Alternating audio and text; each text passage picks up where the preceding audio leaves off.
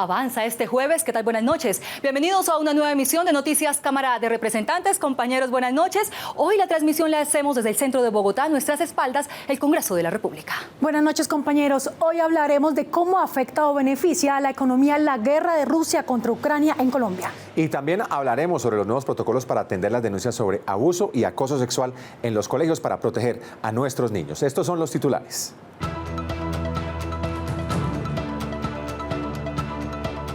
Insumos agropecuarios importados de Rusia y Ucrania podrían afectar costo de los alimentos. Barril de petróleo a más de $100 por conflicto beneficia a la economía nacional. Aumento de denuncias por abusos sexuales a menores preocupa a representantes. Gobierno implementará protocolo para agilizar investigaciones. Sancionan ley Bogotá Región que beneficiará a más de 12 millones de habitantes de la capital de la República y Cundinamarca. A 10 días de los comicios, los colombianos se preparan para elegir al Congreso de los próximos 4 años. Comenzamos.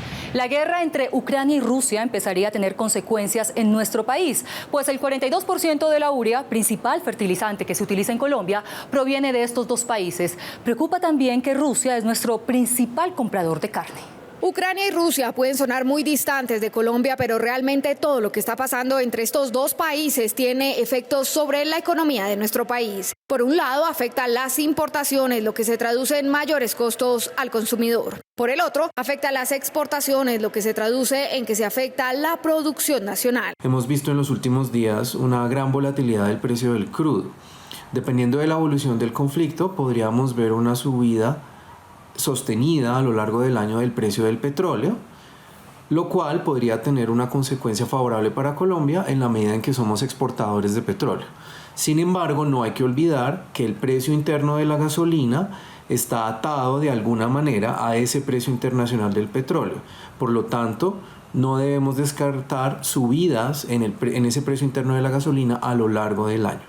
Desafortunadamente, lo que ganamos por el lado del petróleo, muy seguramente se podría perder parte de eso, por lo menos en menor empleo y en menor crecimiento para la economía durante el 2022. Para algunos representantes a la Cámara, los efectos de este conflicto son numerosos. Las exportaciones que hacemos de ganado a Rusia, que pueden superar los 65 millones de dólares, van a tener afectaciones porque sus bloqueos no van a permitir el intercambio de divisas y eso va a generar grandes dificultades en la economía colombiana. Tener a Venezuela al lado, apoyada por Putin, con un armamento ruso en la frontera, con unas advertencias peligrosísimas para nuestro país. Es un asunto complejo, delicado y que realmente los colombianos debemos enfrentar con toda la decisión. Por ahora se espera que el gobierno nacional tome medidas inmediatas para superar esta problemática que ya empieza a afectar a los colombianos. Pero otros sectores podrían salir beneficiados con este conflicto.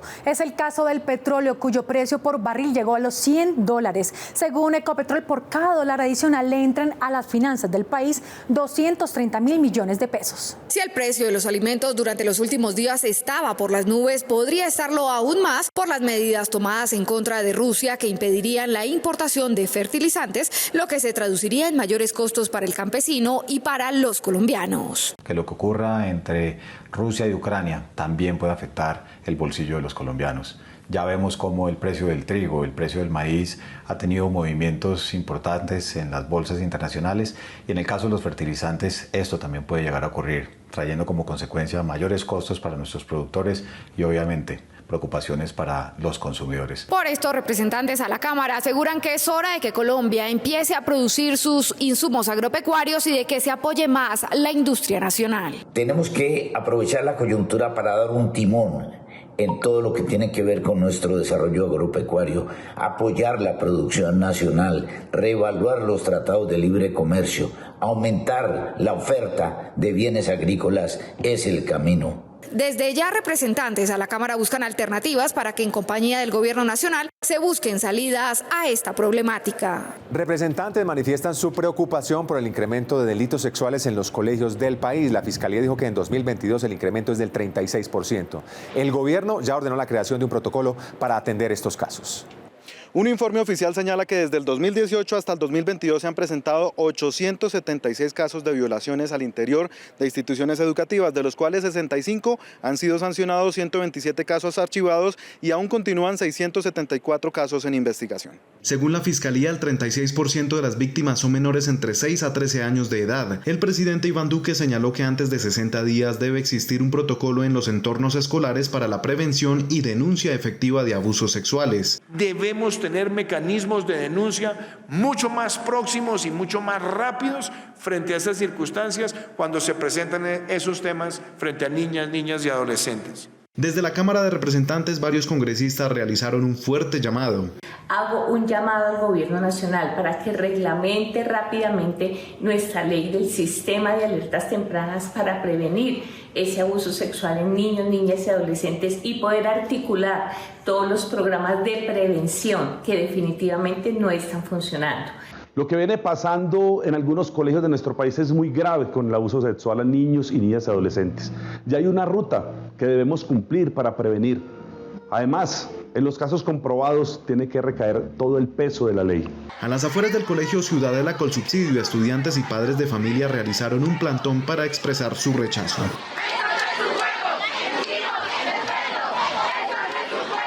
33 muertos deja la ola invernal en todo el país. Parlamentarios de varias regiones piden acelerar la atención a más de 15.000 afectados en 20 departamentos. Deslizamientos, cierres de vías y pérdida de cultivos afectan a los habitantes de 119 municipios.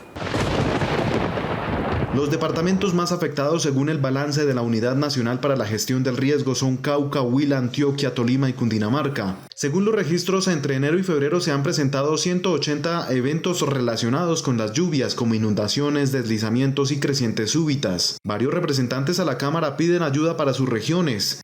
En departamentos como el Huila, la malla vial terciaria, la malla vial de los agricultores, de los productores agrícolas, está totalmente destruida.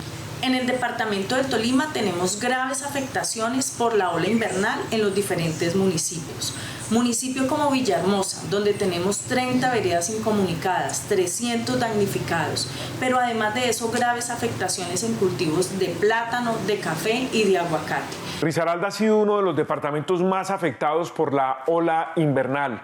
Por esta razón le pedimos al gobierno nacional y a las autoridades locales una ayuda humanitaria integral para atender a los miles de damnificados. Esta ola invernal nos ha afectado a todos, especialmente a mi departamento. Hay familias afectadas, hay vías destruidas, hay poblaciones incomunicadas. El norte del Tolima en especial se encuentra en emergencia. Hoy tenemos afectación en todos los municipios como el Líbano, como Villahermosa, el norte y el sur también. Todo el departamento del Tolima se encuentra afectado. El llamado para las autoridades de gestión del riesgo, a los alcaldes y gobernadores, así como a la comunidad, es a activar los planes de emergencia frente a los desastres, teniendo en cuenta que la primera temporada de lluvias comienza oficialmente el próximo 15 de marzo. Precisamente una de las causas que genera desastres por la ola invernal es la deforestación, que ha aumentado dramáticamente en los últimos tiempos. Se espera que el gobierno tome medidas luego de la ley aprobada por el Congreso. El año pasado se perdieron más de 171.000 hectáreas de bosque. Por regiones, la deforestación sigue concentrándose en la Amazonía. Cerca del 63.7% de pérdida de bosque en el país es en esa región. Quiero denunciar que continúa el fenómeno de quemas y de tala del bosque en municipios de la Amazonía colombiana, particularmente en municipios del departamento del Caquetá. La solución no es capturar campesinos, debe haber una propuesta mucho más contundente de parte del Ministerio del Medio Ambiente y del Gobierno Nacional. El departamento del Guaviare es uno de los departamentos con más deforestación en Colombia. Solo en este año se han detectado, según el IDEAN, 1.200 focos de calor. Esto es una deforestación indiscriminada. Siguen quemando los bosques, las aguas, nuestros animales, nuestra fauna. Por su parte, la academia pide que se tomen medidas urgentes para frenar el aumento de la deforestación. La deforestación desmedida afecta tanto al ambiente como a la población.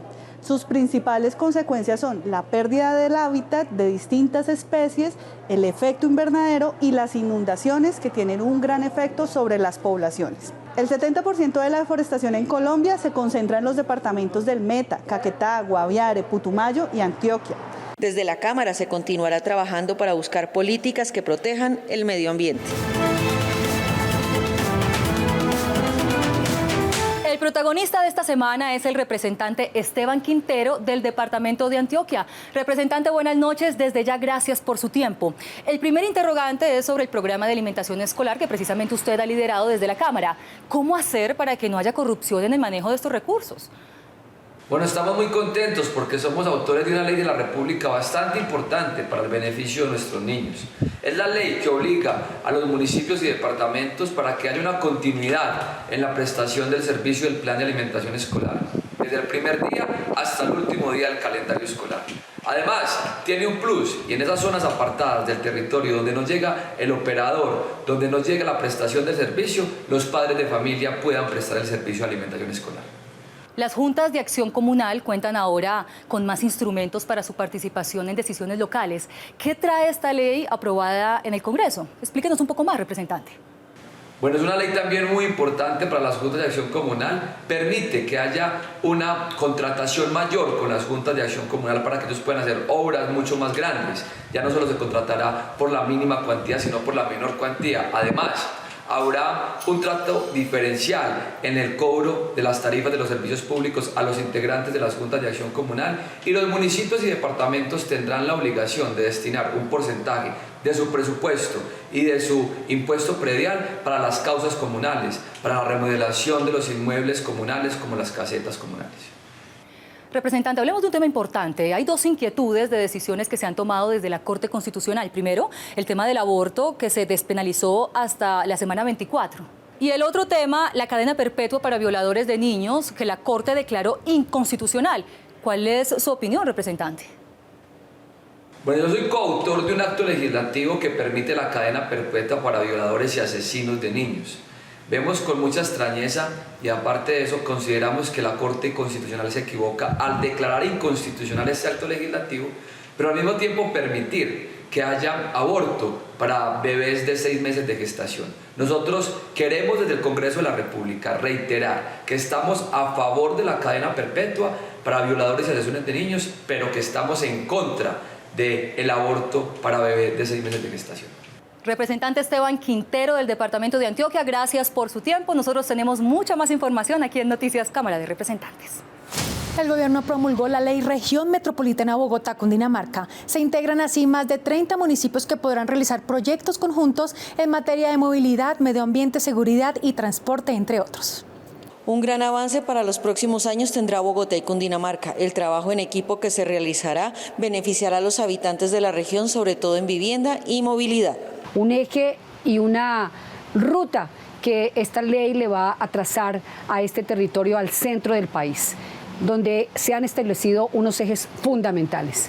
Esos hechos metropolitanos que hoy confluyen en las necesidades del departamento y de Bogotá.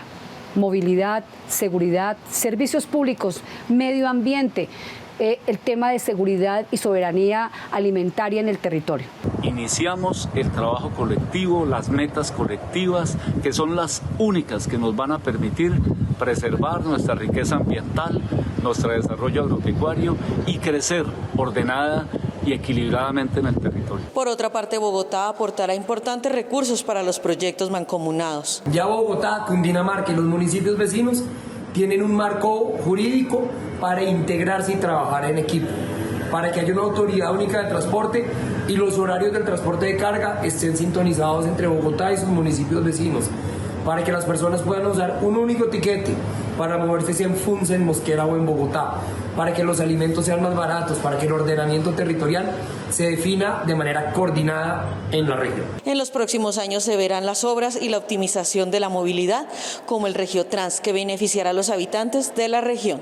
La próxima semana se conmemora el Día Mundial de la Endometriosis, enfermedad huérfana que afecta a miles de mujeres en el país. Una iniciativa que busca una atención especial avanza en la Cámara de Representantes. Así como esta, otras leyes sociales comenzarán su trámite en el inicio de las sesiones ordinarias. Cerca de 4 millones de mujeres han sido diagnosticadas con endometriosis en Colombia. Por eso, la Comisión Séptima aprobó en primer debate un proyecto de ley que busca una ruta especial de atención para esta enfermedad. El segundo debate se dará al inicio de esta legislatura. Hoy hay mujeres que se están enfermando de cáncer, mujeres que están siendo mutiladas porque al no conocer la enfermedad les diagnostican más mal y fuera de eso les generan infertilidad. Por eso tenemos que lograr sacar este proyecto adelante para defender el derecho a la vida, pero sobre todo el derecho de tantas personas menstruantes en Colombia. Por otra parte, brindar apoyo económico para los menores de edad que han perdido por lo menos a uno de sus padres o cuidadores por causa del COVID es el objetivo de una iniciativa que espera su primer debate en la Comisión Séptima. Una transferencia monetaria mensual que en ningún caso podrá ser inferior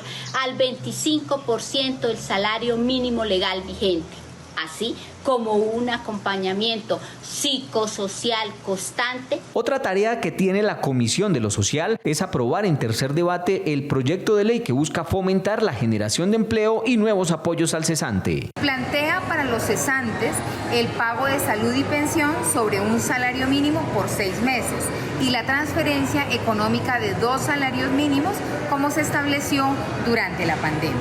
También beneficios económicos para personas que realizan actividades de cuidado en el núcleo familiar. El proyecto también contempla la posibilidad de poder aspirar a empleos públicos o privados, así el diploma de grado esté en trámite. Nos acompaña hasta ahora el representante del Partido Centro Democrático, Eduardo Rodríguez. Representante, en estos 4 años, ¿qué hizo el Congreso por lo social, por ayudar a los más vulnerables? Pues Edwin, lo social para mí es lo más importante, porque yo soy fruto de las oportunidades. Hay que recordar que yo nací en Aquitania, Boyacá, que mi mamá era una madre comunitaria de jardines infantiles, mi papá un humilde campesino, y pues la violencia, desafortunadamente, cuando yo apenas tenía 6 años, tocó a mi puerta. Por eso nos vinimos desplazados para Bogotá, a vivir en el barrio Rincón de Suba, después de que mi hermano Wilton fue asesinado por la guerrilla de las FARC. Allí estudié en escuela y colegio público y creo que algo que me siento orgulloso hoy es que nuestros jóvenes salen con un título de bachiller, pero también con un título del SENA. Y ese es el primer paso. El segundo era que nosotros soñábamos con educación universitaria para estratos 1, 2 y 3 gratuita. Y lo logramos. Creo que eso es un paquete social espectacular porque además pasamos de 38 a más de 50 billones de pesos. ¿Qué queda por hacer? Este Congreso termina el 20 de julio, pero hay un nuevo Congreso y hay tareas por hacer en lo social. Edwin, hemos tenido muchos logros. Por ejemplo, dentro de la educación gratuita para estratos 1, 2 y 3, también logramos el ingreso solidario, que eran los 190.000 pesitos que le llegan a más de 4 millones de familias para el mercado. Por eso yo creo que lo que queda por hacer es trasladar esos recursos primero al que realmente los necesita, Edwin. La gran mayoría de colombianos saben que a veces esos recursos no llegan al que los necesita, sino al que no los necesita. Y este 16 de marzo presentaré una ley para que se vuelva a hacer un censo. Lo segundo, Edwin, es que creo que nosotros tenemos que fortalecer algo que hicimos y es subsidiar el empleo. ¿Qué más nos toca hacer? Aparte de eso, también ayudarle a esos pequeños empresarios que se quebraron y que hoy necesitan un crédito para volver a abrir su empresa, su pequeña empresa, su pequeño negocio. Y queremos que si le va bien, ese crédito sea condonable en el tiempo. Y por último, hay que coger la plata de las regalías e invertirlas muy bien. Son 17,3 billones de pesos que si las invertimos en obras sociales y no en estudios donde se la roban, pues vamos a generar empleo para los jóvenes, para las personas mayores de 50 años y por supuesto aquí lo que se trata es de unirnos y salir adelante como colombianos. Muchas gracias al representante Eduardo Rodríguez del Partido Centro Democrático hablando de logros y tareas pendientes en materia social. Continuamos con más información aquí en Noticias Cámara de Representantes. Por su liderazgo y destacado desempeño profesional en la administración pública, el representante Buenaventura León impuso la condecoración Orden de la Democracia Simón Bolívar en el grado Cruz Gran Caballero a la señora Leonor Serrano de Camargo. Primera alcaldesa de Fusagasugá, primera y única gobernadora del departamento de Cundinamarca, ese ejemplo de tenacidad, ese ejemplo de liderazgo, ese ejemplo de transparencia, un extraordinario ser humano, también senadora de la República. Tenemos que salir a luchar, porque la lucha nuestra es la lucha de todas las mujeres, es la lucha de las familias, es la lucha de lo que representamos en el accionar diario Así que yo invito a todas las mujeres que dejen atrás todos esos temores. El autor de la ley de vacunas contra el COVID, el representante del Centro Democrático Ricardo Ferro, anunció la erradicación de un proyecto que acaba con los llamados elefantes blancos. Nuestra próxima lucha será acabar con los elefantes blancos en Colombia. Y para eso vamos a decretarles muerte política a los alcaldes y gobernadores que dejen obras inconclusas en nuestro país. Para ser beneficiario del crédito, el productor debe estar inscrito ante la Dirección de Comunidades Negras del Ministerio del Interior. Dentro de las actividades que puede financiar se encuentran siembra de cultivos de ciclo corto y sostenimiento de cultivos perennes, producción y sostenimiento de actividades pecuarias, piscícolas, pesqueras y forestales. Según el proyecto productivo, el plazo máximo de otorgamiento del subsidio será de 3 a 8 años. Si está interesado en el crédito, puede diligenciar el formulario a través de www.bancoagrario.gov.co. Continuando con nuestra pedagogía para las próximas elecciones, hoy les contamos sobre las curules de paz que se elegirán en los departamentos de Norte de Santander, Caquetá, Huila, Chocó y Antioquia. La circunscripción número 4 está ubicada en Norte de Santander y corresponde a los municipios de Convención, El Carmen, El Tarra, Acarí, San Calixto, Sardinata, Teorema y Tibú.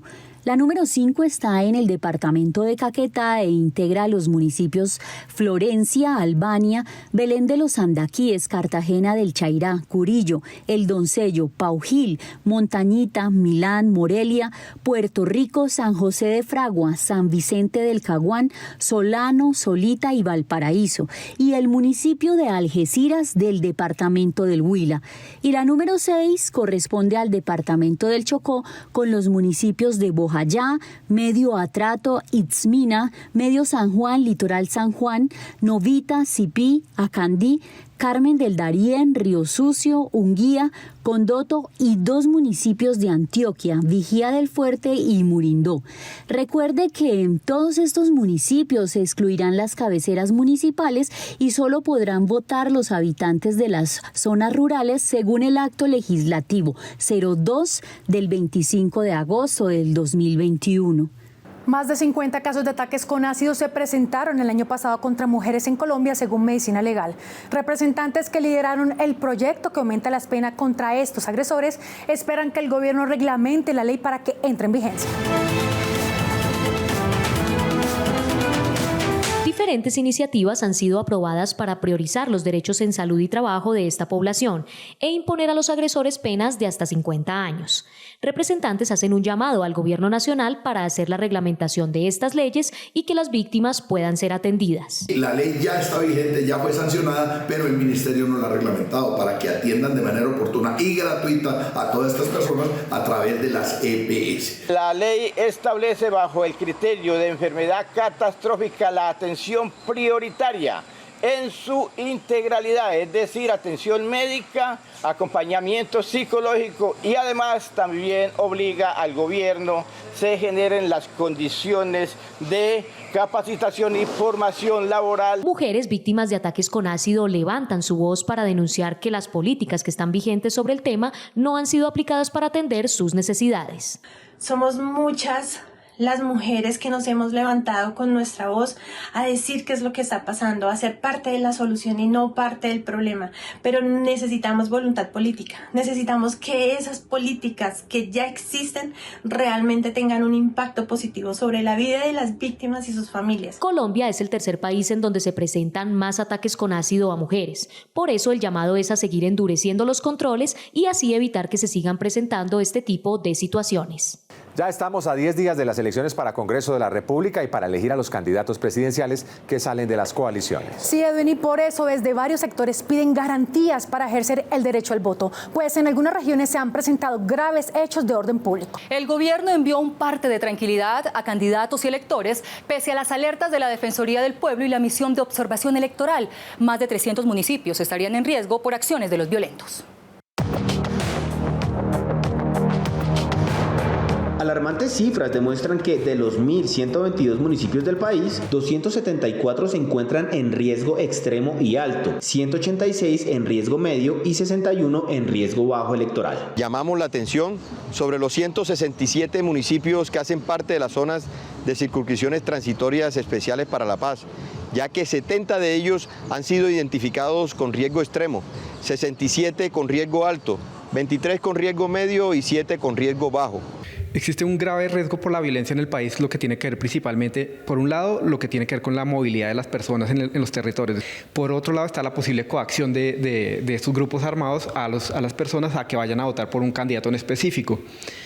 Y finalmente lo que tiene que ver con los candidatos y candidatas de que ellos no pueden movilizarse tranquilamente en estos territorios. Los representantes piden reforzar la seguridad en las zonas afectadas para garantizar que la comunidad pueda salir tranquilamente a participar de las jornadas electorales que se avecinan. Según la misión de observación electoral, en esas 16 subregiones donde vamos a elegir las 16 representantes de víctimas de esos territorios más afectados por la guerra y por la pobreza, en el 87% de ellos hay riesgo electoral por presencia de violencia. En distintas regiones de nuestro país se está viviendo una situación de estigmatización, muchas veces de violencia y de persecución contra aquellos que estamos haciendo la política. El gobierno hace los esfuerzos con fuerza pública y todas las estrategias para mitigar las acciones de los grupos al margen de la ley, que esto genera pánico, desconfianza e inseguridad al momento del ciudadano ir a ejercer el libre ejercicio de elegir. El gobierno nacional ha implementado medidas tendientes a mitigar esos problemas de orden público, pero no han sido suficientes. La idea es que estas medidas no sean temporales, sino que sean unas medidas a largo plazo. Según datos entregados por la Defensoría del Pueblo, los departamentos con más municipios afectados a la fecha son Cauca con 16, Nariño con 14, Chocó con 9, Norte de Santander con 8, Antioquia con 7, Caquetá con 6, Tolima y Arauca con 4. Finalizamos, nos vamos, pero atentos. La próxima semana tendremos una emisión especial previo a las elecciones. Y también hablaremos de la conmemoración del Día Internacional de la Mujer. Los esperamos la próxima semana con más noticias aquí en la Cámara de Representantes. Hasta entonces.